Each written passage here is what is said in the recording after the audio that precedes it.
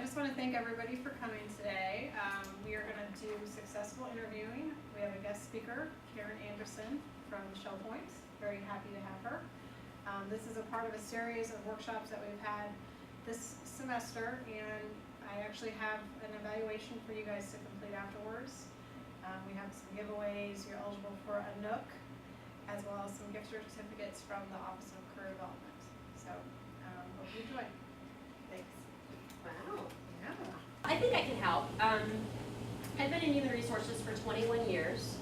I was very, very young when I started. And I can tell you in terms of anything being really, really new, in terms of interviewing and screening and that sort of thing, there's not a whole lot that's really, really new and innovative per se. But I think there are some good things to become aware of as a person who typically sits on the other side of the desk.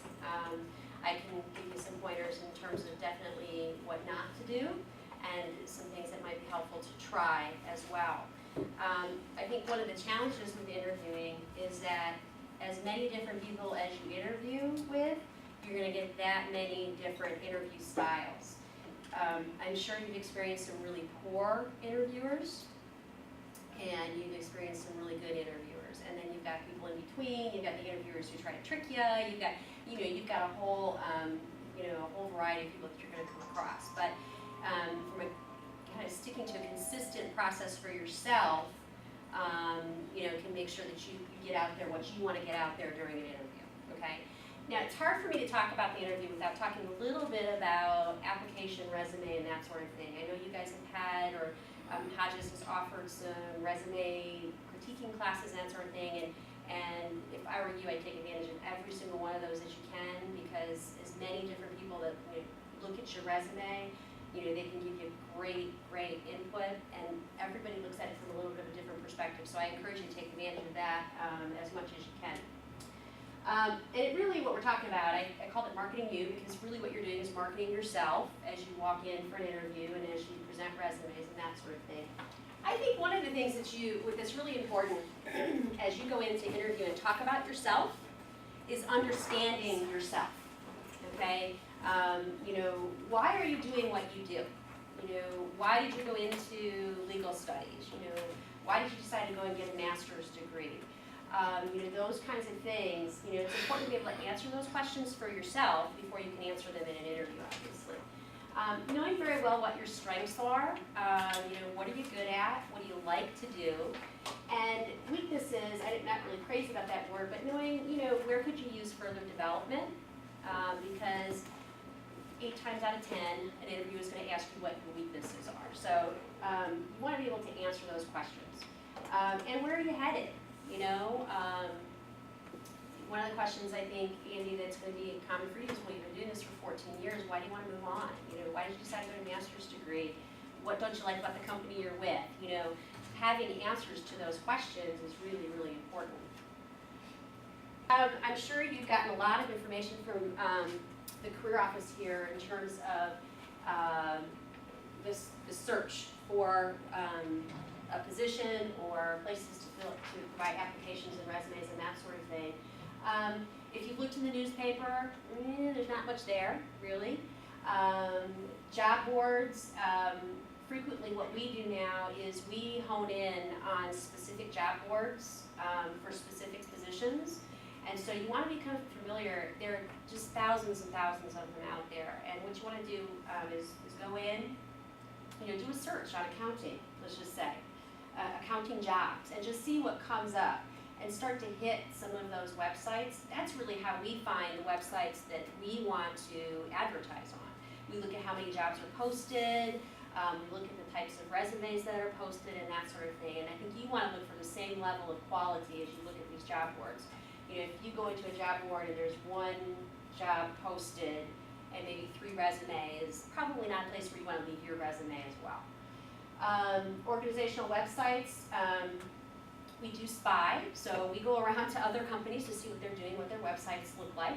And I think that's a really great idea for you too, to see what companies are all about, the companies in this area, the openings that they have, and those kinds of things. Career development offices are a great source.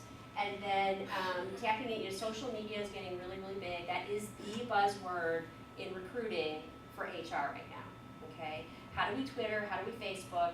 How do we get in touch with the applicants we want to get in touch with? So knowing about social media, knowing how to use it, as you go to some of these organizational websites, you're going to find more and more that they want you to like them or Facebook with them or Twitter or whatever. And so they're all really important sources that you can tap into. The other, I think, biggie, and it was a biggie for me when I first came out of college, was the whole networking piece. And if you've gone into accounting, are there accounting organizations in the area, professional organizations that you can become a part of? The HR organizations, organizations that are specific to your vocation or what you want to go into, and becoming involved with those.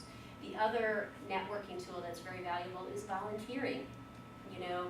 Volunteering with a nonprofit to serve on a board or a committee. It's amazing the connections you can make, particularly in this community, where all of a sudden somebody will say, oh, we have a job at our company that's XYZ, and you go, oh, I'm XYZ, I can do that. And so those connections are really, really important. So I encourage you to get involved with some organizations like that as well. I'm just going to briefly touch on the application and tell you what kind of irritates us as we process applications, just so you don't irritate anybody. Follow whatever organizational guidelines are given to you, okay, on the website, or if you're able to go into an HR office, do whatever they tell you to do, okay? If you bring a resume, probably 99% of the employers are going to say, please fill out an application. And the reason that we ask you to fill out an application is because it's a legal document, okay? We use it extensively, we want it, we need it, and we want you to fill it out completely. So one of the things that you should never do is take the application, stick the resume inside of it, and write "see resume" on it, okay? My administrative assistant will get really irritated, and it just doesn't give us the information we're looking for. So it's really important that even though you go, well, it's on my resume, well, it's not all on your resume. So make sure that you fill out the application completely. Walk-ins, gosh, I don't know how many human resources offices actually take walk-ins anymore. We do. We let people come in all day long and fill out applications. I think obviously it's just important to know that you're not going to meet face-to-face with anybody or get an interview on the spot. It's amazing the number of people who ask that question. Well, can I talk to somebody today? No. The other thing is, hi there, hello, welcome, come on in. The other thing is we have a lot of people who will come in and drop a name, okay? We have over 900 employees, so everybody knows somebody, okay? What I would encourage you to do is that if you have a connection within a company for a job, make sure you are 200% positive that your contact within the company is well regarded within the company, okay? Because if you give us the wrong name, we can't help but go, ooh, they know Joe? That might not be a good thing, okay? And don't expect that dropping that name is going to give you carte blanche into the organization either. So you just want to do your research when you're using people's names, but you just never know. And you don't want that to kind of color your application in a way. The other thing is a cover letter. Okay. I can tell you the number of times I've gotten a cover letter that says, "Dear Mr. Anderson," or "Dear Sir." Make sure you've got the correct salutation on there. Do your research, or "Dear Hiring Manager" will always work. Okay. Make sure that your contact information is up to date. And one of the things that is a big red flag for us is email addresses. Okay. Susie likes to party at AOL.com. Probably not a good image, and I'm not kidding. I mean, we get all kinds of emails that are just, you go, ooh, probably not a good candidate. So a very straightforward email, I highly recommend. The cover letter should not be really long. We get cover letters that are page long, 2 pages long, 3 pages long. They have photos on them. We don't want any of that. Okay. We just want a letter that basically says, I'm interested in position X. okay? Why are you interested in position X? What can you do for our company? Okay? Why are you interested in the position? Okay? And any unique situations that need to be explained. Okay? Unique situation would be when I moved back down here in 1996, I had been unemployed for 8 months. Well, that was a planned 8 months. I had planned to take 8 months off, move down from Michigan, take some time off, take my time looking for another position. And so I explained that in the cover letter so that they knew right off the bat what I had been doing for that 8 months. Because that's one of the first things that somebody in HR is going to look at. Wow, look at that gap in employment. I wonder what they were doing. And we can come up with all kinds of stuff. So it's probably better for you to tell us what you've been doing during that gap or anything that's unique or different. Hi there. Come in. One of the other situations is if you're applying for a position that's out of the city where you have to commute a ways, or if you're looking, let's say, to move from this coast to the other coast, but you still have an address here, explaining to people, I'm looking to move to the Fort Lauderdale area, I can move within 2 months, I can explain all of that, because when we see an address out of the area, we go, okay, what's going on there? So anything like that, just make sure it's explained in the cover letter, and that's all you need. It doesn't have to be fancy, it doesn't have to be on colored paper, it doesn't have to be, it doesn't have to, please don't put your photo. Don't put your photo on there. Very straightforward and short. It works great. Okay. The resume, I'm sure, I know Molly has said that you've done some resume training and classes. Obviously, one size does not fit all. Okay, there's the age-old argument: 1 page, 2 page, how long, how short.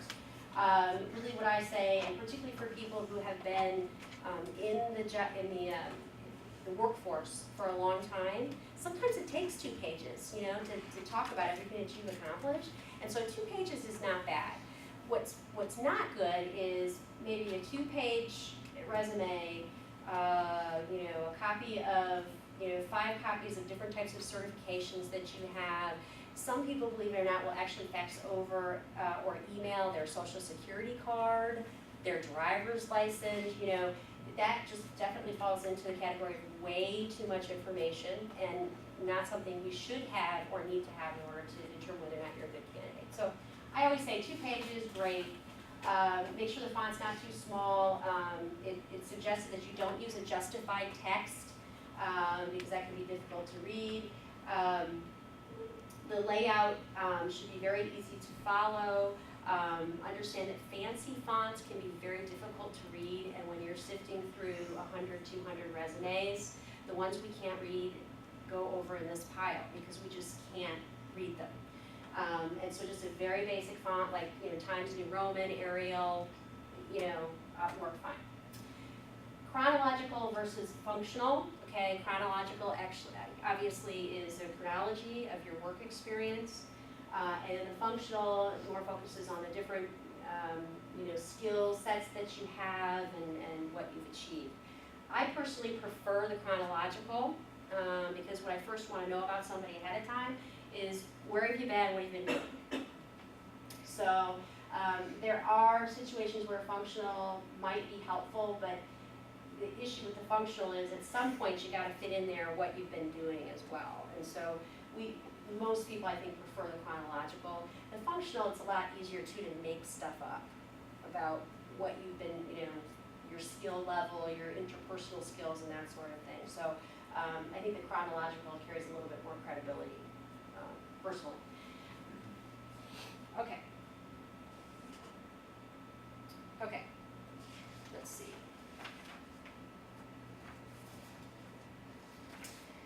And some of the do's for the resume, just making sure you have a very pinpointed, sharp focus. Tell the employer what they need to know, not more. List everything in order of importance. What you want us to know, put at the top. Okay? You've probably heard this, use action verbs. What have you done? What have you accomplished? And in terms of accomplishments, well, if you worked in the finance department, were you able to design a process that saved them money, or streamline, or what were you able to do for the company that would be interesting to us as an employer? Okay. Emphasize transferable skills that you might have to the position that you're applying for, and that's where we say the resume, one size does not fit all. Sometimes you're going to have maybe 2 or 3 resumes that you're working with that you send out for different positions. So if you've been in a position for a long time and now you're kind of moving into something where you're looking for some increased responsibility or whatever the case might be, what have you done that is transferable into the position that you're applying for? I think it's important to be able to articulate that. I talked about quantifying already. I headed up a project and I saved, $120,000 on the budget bottom line. Is always a good thing if you can put something like that. You do not need to put references available upon request. On a resume, you need as much space as you can get to put the important information. We suggest that you don't put references available upon request, but because of course we know references are going to be available. We know you'll give them to us if we ask for them at a point that we are considering you for a position. So you really don't have to put it on there. Proofreading is a given. And then really focusing on what the employer's needs are, as much as you can tell from the advertisements that you've seen or their website or both. Include plenty of contact information. List the phone number that you want to be contacted at most frequently first. That's usually cell phone numbers now. Home number, email. Some people have a third phone number. Make sure it's all on there so that we can find you if we need to. We don't like to leave voicemail messages because then we've got to wait for you to call us back, and chances are when you call us back, we're not going to be there, and then we're going to call you back, and then you're not going to be there, and it's a vicious cycle. So if we can call a cell number and go, oh, okay, that voicemail, then maybe they're home, try get home. Or even email you, which has turned out to be a really great way to communicate with applicants because anytime of day or night you can respond, and we can respond to you. So I encourage you to put as much on there as you can. And make sure that you include the city and state of past employers. That's particularly important down here in Florida because we get all kinds of people from all over the place, and somebody will list a company and we go, we've never heard of that, we don't know where it's at, because we sometimes we'll look up a company just to see what that company is all about, depending on the kind of position that somebody has applied for. Okay. The other thing I'm going to say about phone numbers, much as I talked about email addresses and making sure they're just very straightforward and tame, the same is true for your voicemail message. Be very straightforward. Okay, this is so-and-so, not available, I'll call you back when I can. We get music, we get people singing in the background, we get jokes, we get all kinds of stuff on voicemail, and that can be something where we go, ooh, okay, probably not a good candidate. So just make it very straightforward. In terms of don'ts on the resume, don't use justified text blocks. Again, they can be difficult to read. Obviously, make anything up or lie. Inflate your accomplishments. Don't make it sound bigger than it was.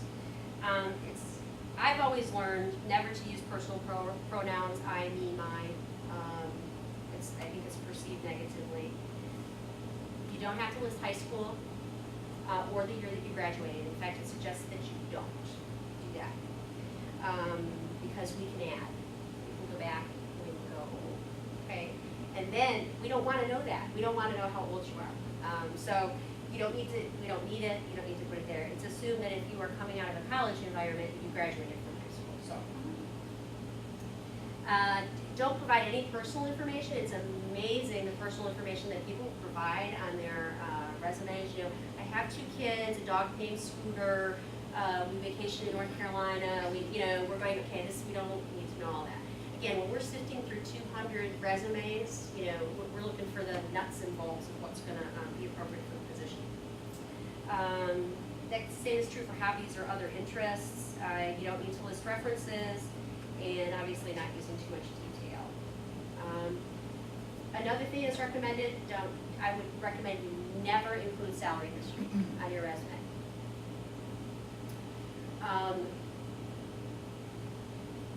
Assumptions can be made based upon your salary history, okay?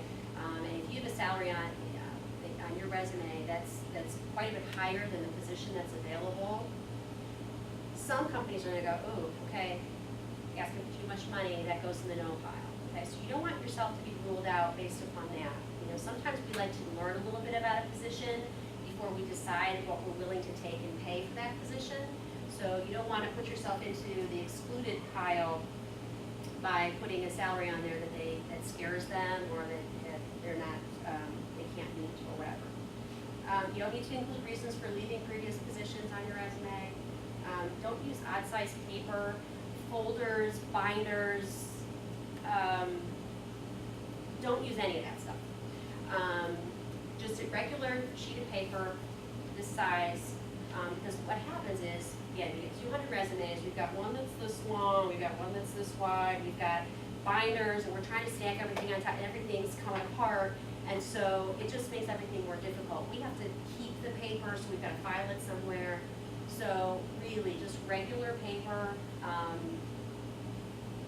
is good. You don't have to do anything fancy. Okay. So let me talk about interviewing, okay? And just what you really want to, oh yeah, don't put it. Other thing is, don't rule out volunteer work. I talked about the value of volunteer work. So if potentially you've been out of the workforce for a while, and you've been volunteering at the hospital, or you've been volunteering on a board or whatever, I think you definitely want to include that, and potentially include some of the responsibilities that you had on the board, or in that volunteer position, because I think that says a lot about an applicant in terms of them volunteering their time to help others or help other organizations. From an interview standpoint, I suggest taking a practice run from a number of different standpoints, okay? I'll give you an example. I know where Hodges University is. I drive by it on Colonial all the time. When I was coming here from the office, I thought, okay, is it Winkler and 40 and Colonial, or is it 6 Mile Cypress and Colonial, or is it, so I called the office and I said, okay, where's Hodges? Is it Winkler, or is it, and of course it's Winkler and Colonial. But if I was coming for an interview, you don't want to be second guessing yourself. So even if you drive by, it's also very difficult to get into this parking lot. So I thought I could get in off of Winkler, and sure enough, no. So I had to go up and turn around, and then of course you know where you have to go. You have to go all the way up to 6 Mile Cypress Ortez, turn around and come back. And so for me, it was no big deal because I'm coming to present, and it's not a big deal. But if you're coming for an interview, if you're running a little bit late, those little things, you know, can kind of shake you up, and then you're not your best when you come in for the interview. So doing a dry run, where can you park, that kind of stuff, all makes a huge difference, so that by the time you get into the building, you're kind of just walking in calm and cool and collected and ready to go. Do your research about the company. If it's a public company, you know, their annual report, their website, if you know anybody that works there, what are some of the challenges in that industry right now? You know, looking up any, you know, Googling newspaper articles about that company. Are they, you know, headquartered locally? If not, where are they headquartered? You know, those kinds of things, because whoever interviews you, if they're a good interviewer, are going to ask you some questions about, well, why are you interested in ABC company? You know, what do you know about us? That's one of the first things I will ask people when they come to Shell Point is, what do you know about us? Oh, well, you're a nursing home, right? No, not a nursing home. Oh, well, you take care of old people, right? Well, yes and no. So you want to be able to speak intelligently about the company. If you don't know a whole lot, that's usually not very impressive for the interview. So I always say, you know, there's always been the big debate about what do you wear to an interview, okay? I'm from the Detroit area, and dress up there is very different than dress down here. Number one, it's 95 degrees during the summer, okay? So you have to dress differently than you dress up north. And so for a lot of positions, a suit might not be appropriate. It just really depends upon where you're applying and the position that you're applying for. I'm going to say that most of the professional positions that you apply for, a suit would be appropriate. For women, a nice dress. We used to say that open-toe shoes were not acceptable. They're very much the style now. So, and by open-toe shoes, I don't mean flip-flops. But, you know, you get the peep-toe pumps and the slingbacks and all that kind of stuff. It's very common down here. Most women do not wear hose, you know, during the summer. And so when we have somebody come interview for a professional position, we consider it to be very appropriate if they're wearing a professional dress. Open-toe shoes are okay, no hose. We're okay with that. And I think the majority of employers in this area are good. I think one of the exceptions might be some of the banks in town. And you know what I would do if I was going to interview with one of these banks is I'd go in and take a look at what the tellers are wearing and what some of the the professionals are wearing so that you kind of get an idea. And then dress like them. Just dress like them. If you're interviewing for more of a frontline position, you know, depending upon what that frontline position is, you know, I think always men, particularly down here, nice slacks, a shirt with a tie will always do you good. You know, it doesn't always have to be a jacket or a suit. And I think the same with women, just wearing a nice pair of slacks and a button-down blouse. Obviously, nothing too flashy or crazy. You know, is the general rule.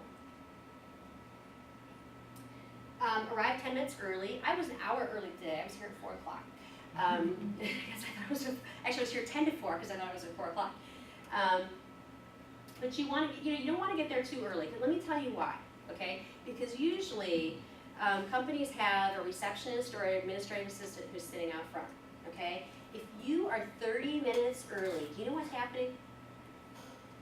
You're sitting there waiting, and the administrative assistant is going, oh gosh, should I be talking to this person, or should I be, it's very nerve-wracking. They feel like they need to entertain you a little bit and be taking care of you, and there's really no need for you to do that early. So as a general rule of thumb, we say 10 minutes. Enough time to get your car parked, get in, let people know you're there. We can contact whoever's going to be interviewing you, and that is plenty of time. So that's the general rule I would suggest. The receptionist is the most important person that you can come into contact with. Do you know why? Why? That's it. She's watching you, or he's watching you. And you know what they're doing when you go back for the interview? They're calling the manager.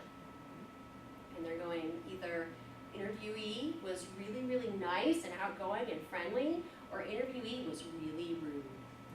That's what they're doing.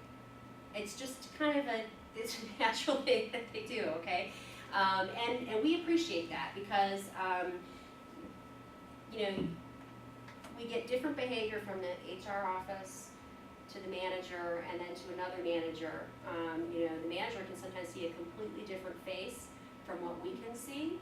And so if I could impress one thing upon you, I think it's consistency in terms of how you treat everybody and talk to them. In a lot of cases, the receptionist or the administrative assistant holds a lot of weight in terms of whether or not you're going to get another interview, to be honest. How were you to deal with on the phone? Were you acting crazy in the lobby? Were you, all kinds of stuff. So I think it's just a matter of consistency. If you're crazy in the lobby and then you're crazy back when you get to the manager, that's fine. But crazy in the lobby and then a totally different person with the manager, that's not good. Okay, so consistency is really important.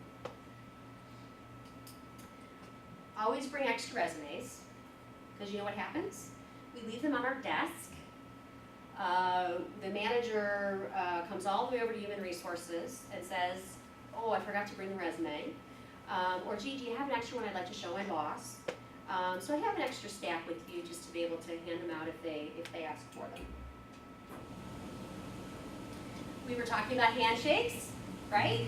Okay, good firm handshake, like I tell my kids, you own it, okay? You get out there, you go, hey, my name's Karen, nice to meet you. You know, there's no reason for you not to feel any other way.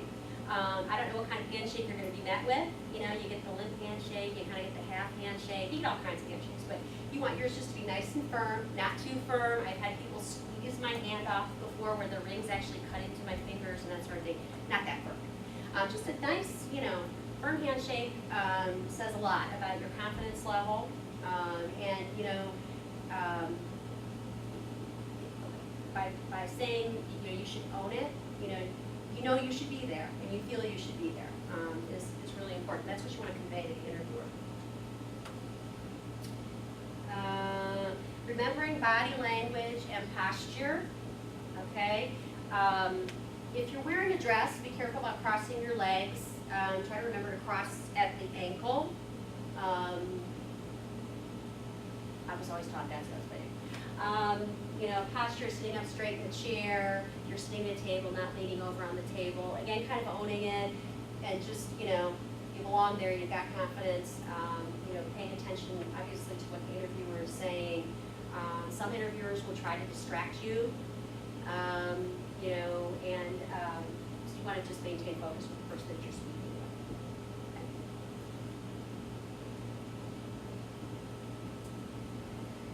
Make eye contact. You'd be surprised at the number of people who come for interviews that can't look at you. Just look like this. Again, you know, you belong there, you own it, you have every reason to be able to look that person in the face and talk about yourself.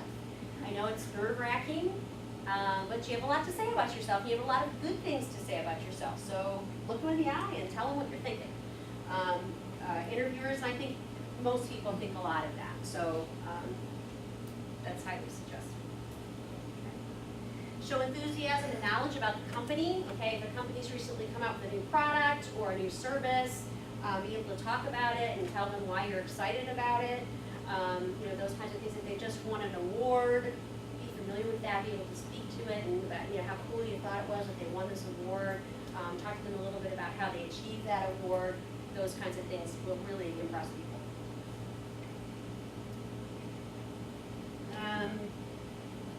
Now that LOL is in the dictionary, we get, you know, all kinds of stuff in terms of how people speak. You just want to make sure that you're using, you know, regular language, you know, any slang, and that's particularly important if you're applying for a position that's a little bit more technical. And I think the IT people in the room can speak to that. You know, you may know what an acronym means, but don't assume that your interviewer does, even if your interviewer works in the same line of business. Okay, that can be seen as wanting to try to show up the interviewer by throwing out some terms, and the interviewer has to say, well, you know, what does that mean? And you don't want them to have to do that.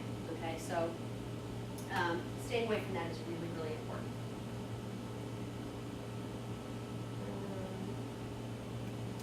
Do you know how many people want to come in and talk about Obama when they come in and interview? I don't get it.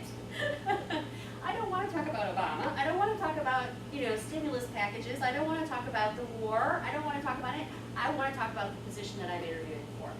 And the number of people that will kind of go there, I just don't get it. So anything that's even the slightest bit controversial, don't go there, even if they bait you.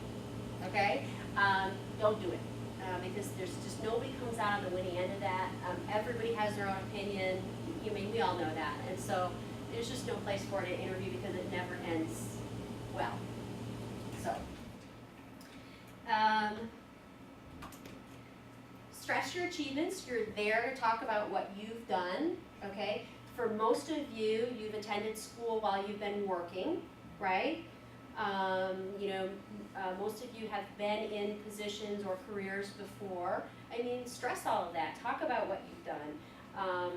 You know, and if the interviewer doesn't ask you about them, find a way to bring them out. I think when fewer people were here earlier, I I was talking about the fact that, you know, you're going to come across some really bad interviewers.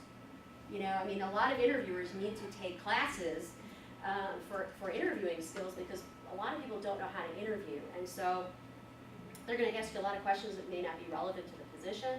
And if you're not getting out there what you really think they need to know, you can even say, you know, at the end of the interview, gosh, there are a few things I didn't get to share today, and I'd just like to talk about them now. I mean, that's perfectly appropriate.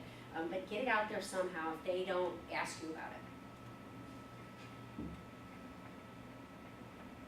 Show us what you can do for the company, okay? Based upon what you know about the company, what you know about the position, what do you think you'd bring? What are some of the ideas that you might have? You know, those kinds of things. It's really important to talk about that. You touch on that a little bit in your cover letter, but very briefly, obviously. So, you know, what can you do for the position? What would you bring?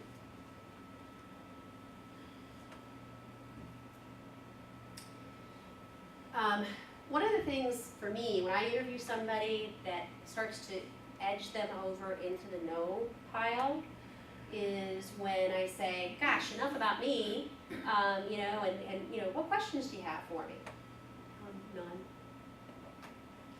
None. Huge sign of disinterest, in my opinion. And so you should be questioning, you know, as they are talking to you about the position, talking to you about the company, talking to you about you, you know, you should have questions to ask them, mostly about how the company operates.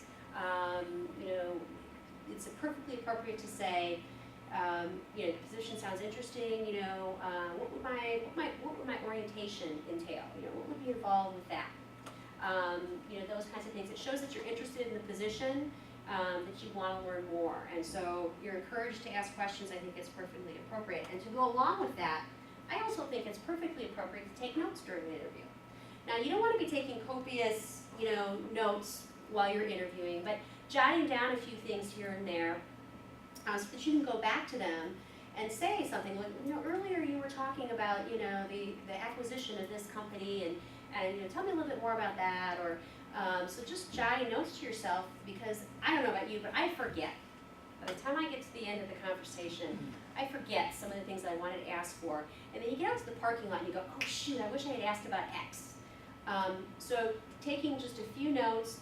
I do suggest at the beginning of the interview that you do ask the interviewer if it's okay to take, you say, I just like to jot down a couple of notes. Is that okay with you? I don't think anybody's ever said no to me in my past interviews, but it's good just to ask that question.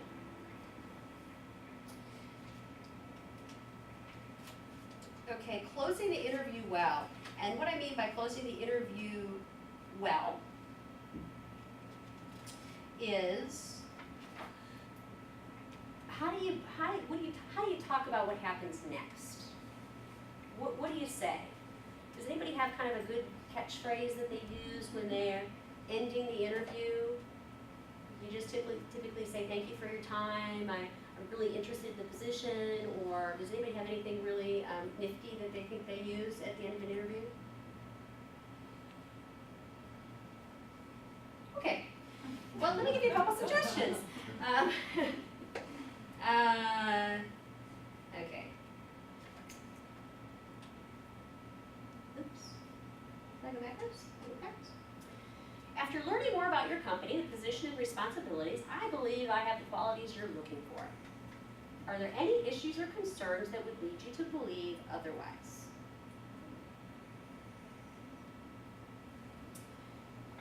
You'll get an answer. Now, some people will dance around it if they've decided, you know, that you might not be the right candidate. You know, you'll get kind of interesting answers. But I think it's shows that you believe you're fit, shows that you're interested, okay, and you're sincerely asking for any type of feedback that they have. Okay. Well, you know, you talked about you know, going to school on Tuesday and Thursday nights, and we need you to stay till 6 on those days. Might be the response you get from the interviewer. Then perhaps you could provide a suggestion as to how that might work. You know, well, I'd be willing to work Mondays and Wednesdays till 6 o'clock, and you know, that kind of thing. So it gives you an opportunity to kind of open up the interview a little bit more, if you have an interviewer who's good. If you have an interview that's not so good, you might not get a really great response. The other question is, how do you see someone like me fitting into your organization? Okay, and I have honestly answered this question in the past where I've said, you know, Joe, as I've talked to you today, I don't really feel that you are the right candidate for this position. Let me tell you why. And I will provide whatever objective pieces that I have for that individual. But then I'll say something, if it's true, but you know, I would see you potentially in our finance department, you know, in a position like X. We don't have a position like that open currently, but gosh, I'd like to keep you in mind for that. So it gives you the opportunity, it gives the interviewer the opportunity to say, okay, maybe not. And it also tells them how they see you at some point fitting into the organization, which really can tell you a lot about yourself. So I recommend both of those questions, well, one or the other at one interview, in terms of just closing out the interview. It's also appropriate to say, you know, if you get a positive response and it sounds like you're still in consideration, I think it's also appropriate to say, tell me a little bit about when you plan to make a decision, how would you like me to follow up? Sometimes it's a don't call us, we'll call you. Sometimes it's a, well, if you call on Tuesday, we'll be able to give you, you know, an answer. You know, every company is a little bit different, but it's perfectly acceptable to say, you know, when and how should I follow up? And who should I follow up with? Is a good question, okay? The other thing is, and what I brought with me is a list of interview questions. And these are different types of interview questions that I think will be helpful as you think about interviewing and some of the things that you want to talk about and some of the questions that you might be hit with.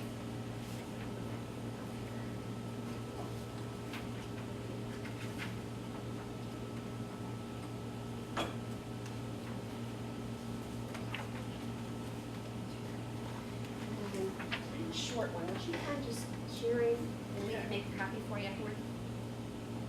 Okay. The actual interview itself. One of my favorite tools for interviewing is the awkward silence. Okay, have you ever been in an interview where the interviewer asked a question and you answered the question and then the interviewer just looked at you? What are you supposed to do? I'll tell you what I want you to do. But what do you think you should do? Wait for a response. Elaborate. Say that again. Elaborate more. That's exactly what I want you to do. That's exactly what I want you to do. But I'm telling you don't. Okay? Do not fear the awkward silence. Okay? It's an age-old interviewing technique. Okay? And as an interviewer, when we go through training or whatever, just as we learn how to interview, we are told you talk 20% of the time, the interviewee should talk 80% of the time. Okay? And so quite often what I'll do is ask a question, let the interviewee answer, and wait. 9 times out of 10, they elaborate. And then we're going. Okay, and I get all kinds of information that they probably don't want to share because they feel compelled to have to fill that silence. You don't have to fill that silence. You could just stare back at me. It can be uncomfortable, and then I'll ask you another question. Okay, so don't fear that. You know, I know it's hard to say, but after you've gone through it a couple of times, it becomes kind of second nature. But don't feel like you have to continue to talk to fill that silence. Okay. Interview questions, I think this is what you're probably going to find to be most valuable out of this hour, I think, are these different types of interview questions. First, we have your basic interview questions, okay? And somebody who's interviewing you should probably ask you a few of these. I'll tell you which ones I hate. What are your strengths? What are your weaknesses? I hate those questions, but people hang on to them and they ask those kind of questions, so you want to make sure that you have answers to them, okay? Why do you want this job? I think that's a great question. You need to be able to answer that.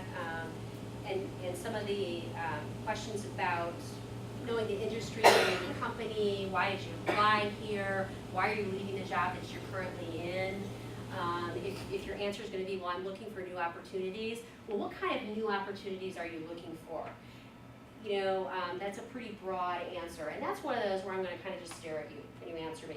I'm going to wait for you to expand on what do you mean by broaden or new opportunities, okay?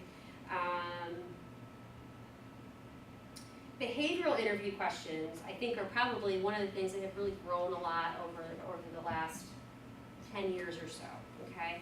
The behavioral interview questions are based on the premise that past behavior predicts future performance, okay? So rather than asking you, what would you do if, I ask you, what have you done when, okay?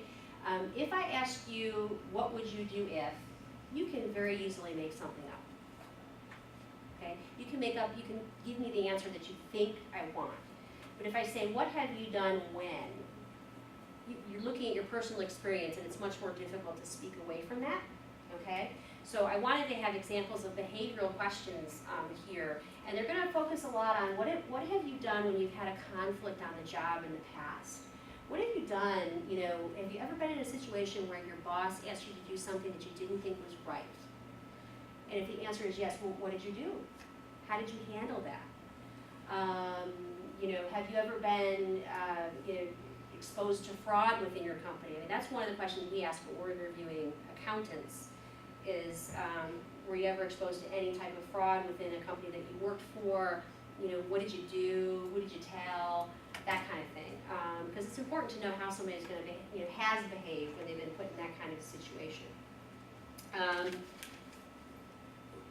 What's the most difficult project you've ever been assigned?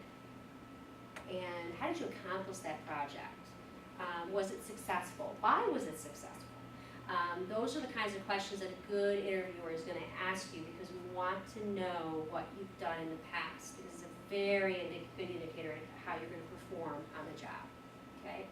If we know you're going to be going into an environment that is really hectic and where a lot of multitasking is necessary, we're going to ask you about a situation that you've been put in where you felt that you had too much to do and you knew you couldn't get it all done. What did you do? How did you handle that?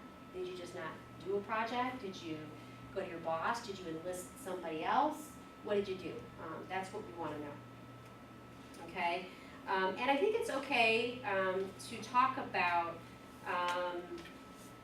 where something was difficult for you. You know?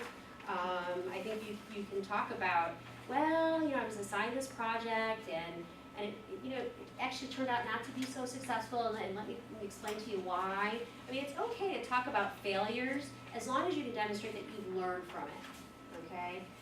What did you learn from that project not going as well as you expected?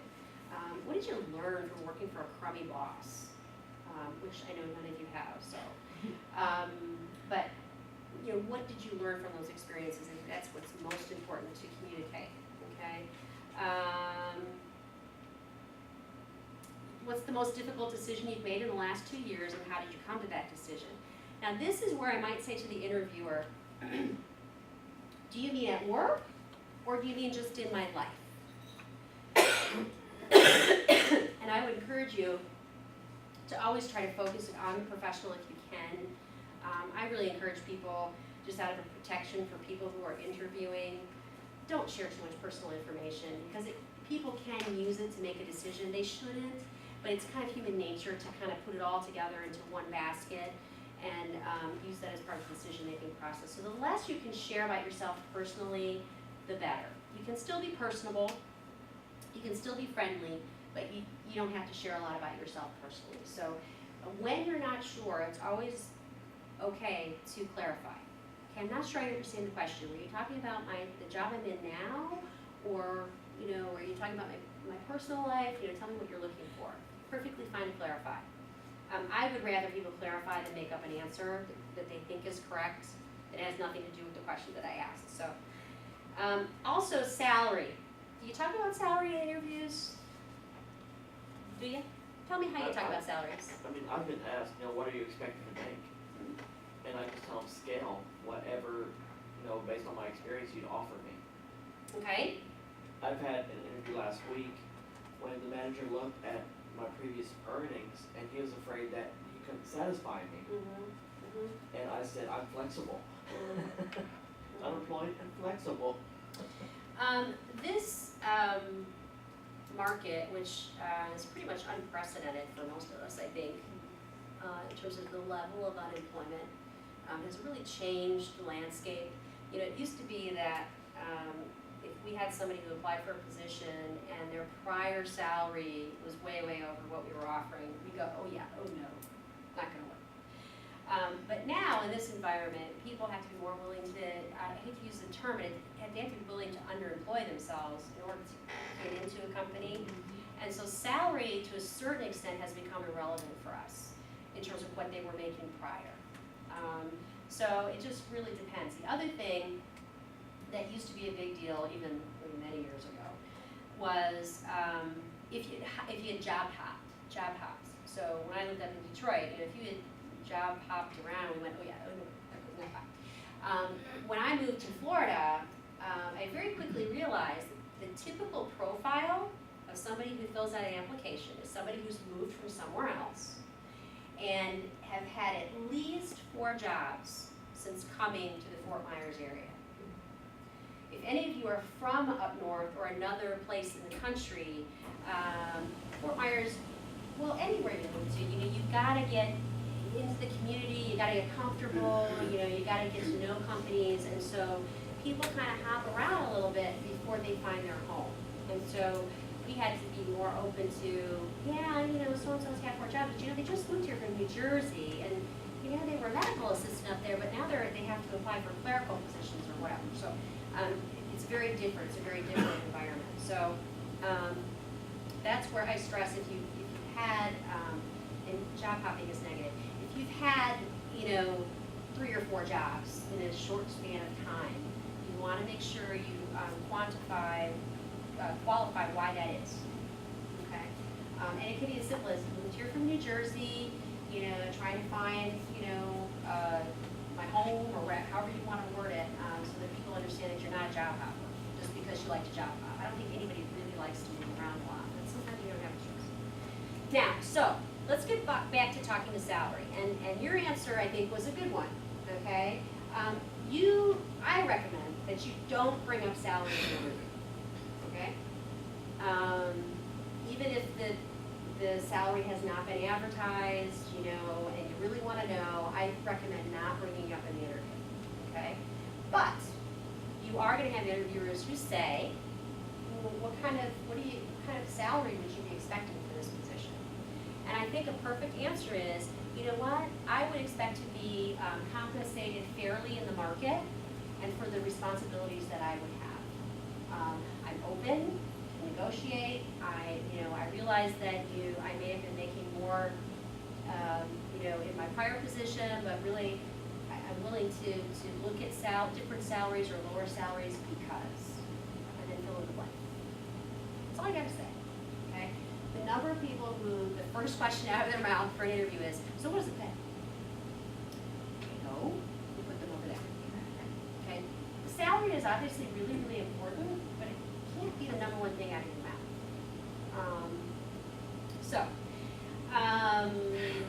I also listed some career development questions. Companies that do training are really big into training and development. A lot of times people want to know, what are somebody's expectations in terms of career development? What do they expect from us? Do they expect tuition reimbursement? Do they expect us to help them through grad school? Do they expect us to, you know, get their associates? You know, are they used to or accustomed to having training in a company where they came from before? We'd like to get the answers to those questions so that we can make sure we're meeting somebody's needs.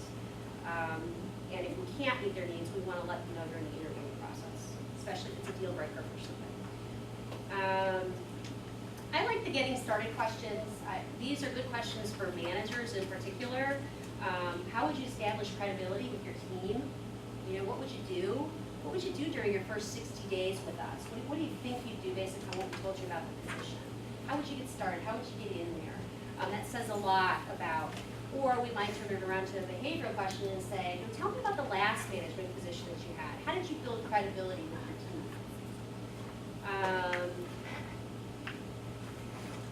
And then, talking to you more about you, how would you describe your work style, those kinds of things. This is where I highly recommend, if you have not taken some type of assessment, behavioral assessment, like a DISC profile, or Myers-Briggs, or there's all kinds of validated assessments out there, I highly recommend that you take one. We do offer the MyersBriggs here. Oh, there you go. I highly recommend that you take advantage of that. Because it can tell you a lot about yourself. For those of you that have to go to class, Yes, thank you for coming. thank you.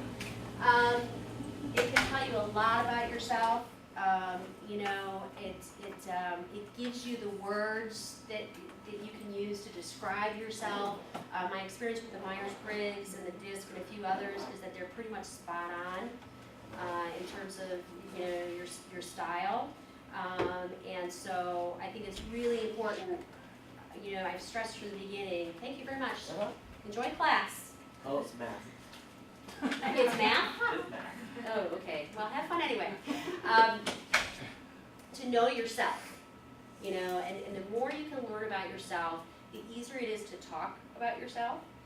It's easier then for you to talk a little bit more about your work style and the type of manager that you might jive well with, you know, those kinds of things. So if you can get it for free, I highly recommend that you take advantage of the Myers-Briggs and get it done here, because that's awesome. You guys offer it free. Yeah. So know yourself. I think number one. Okay. There was one here. I just wanted to brain teaser questions. You will not get brain teaser questions very often, but I put them on here. I think they're a waste of time, to be very honest with you. Some interviewers really enjoy presenting them. You know, how many times do a clock's hands overlap during the day, and how is your way of playing without scales? What does that have to do, you know, with the position that I'm applying for? But you know, sometimes I'll try to throw you a curve depending on the type of position that you're interviewing for. Why is there fuzz on a tennis ball? I don't know. But I thought one of the interesting questions at the very bottom, with your eyes closed, tell me step by step how to tie my shoes. The method to the madness of that question is, how well do you train people? How well can you direct people and tell them what to do? Okay? And if you've never really thought about it, think about walking through your head how to tie your shoes and what you would say out loud to somebody. Okay, so that's a really good indicator of how somebody might be able to give direction, how well or how poorly they might be able to give direction. Okay, so that's why I put that on there. The other ones are just for fun. The other question I highlighted just to talk about, well, there were two. How do you think I rate as an interviewer? The only answer is, you're awesome. The best interviewer I've ever had. Okay? I've never been asked that question in an interview, but I suppose some people need to know. And what kind of car you drive? You know, I don't know that anybody's ever going to ask you that, but you know, I think you could say, well, you could comfortably say, tell me why you're asking me. Tell me why you're interested in that, and make them answer you back. I thought that was kind of interesting, but it's not a very common question. So hopefully this will be helpful for you. I always recommend that you practice interviewing with a spouse, significant other, brother, sister, mother, father, child. You know, write down some interview questions that your partner can ask you, and it's easy. It's good to get it out there and to actually talk, and how would you answer that question, and that sort of things, that you have a dry run in front of you as you go for an actual interview. Questions? I can't believe that was an hour. Goes by fast. It does go by fast. My question is that you submit a resume, and a lot of the things that you said that we are not to include on our resume, when you get on the internet, those questions are asked Yeah. by the company. Well, you know, I'm gonna tell you. Salaries, everything. They ask you everything Well, you can imagine. I'm gonna tell you. I don't know if you were here when I talked about applications. I was 10 minutes. But what I said, that's okay. But what I said was, we're gonna ask you for a job application, okay? And what I had suggested to everybody was, don't just stick your resume inside and say, see resume. The application is a legal document for us, and yes, that's what we're gonna ask you about past salary, all that kind of stuff, but you don't have to put it on a resume, I understand. okay? But certainly the application is a legal document, fill it out completely, everything they ask for, give it to them, and nothing more. What other questions do you have? Any?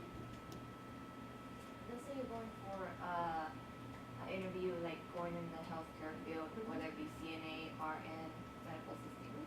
Would it be more appropriate to wear like business, like how you're wearing, or would it be better to wear scrubs? I would not suggest scrubs. So that's what I've been told in the past. To wear scrubs? Yeah, to interview like for CNA or HHA. I would suggest business casual, not too dressed up, but business casual, again, a nice dress, pair of heels or flats, minimal jewelry, but I would not suggest that you show up in scrubs rather, for an interview. But what you wanna make sure is that you don't dress like the interviewer's boss. So you tone it back a little bit, that's why I say business casual. And we sometimes get people who come in with scrubs on, but we know that they've come from another job, like after work, and we know we don't expect them to go home and change and come back just for the interview. So, but as a general rule, go with the business casual, definitely. Any other Any questions? questions?